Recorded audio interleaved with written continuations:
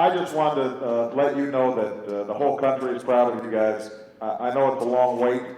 I remember as a White Sox fan what it was like when we finally broke a much longer dry spell, and you guys should be really proud because you just played great ball, showed great perseverance, and you know, made a great example of what the sport's all about.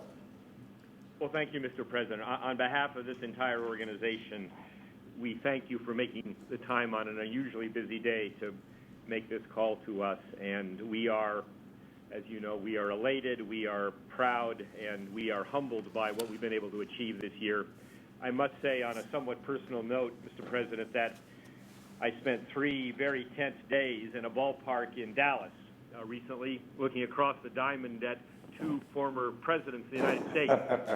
And I thought to myself, it's time for us to have the sitting president come to San Francisco, and we hope you might consider coming out and throwing the opening pitch for us for the 2011 championship season. I can tell you right now, I'm going to put in the request and see if we can get out to the West Coast.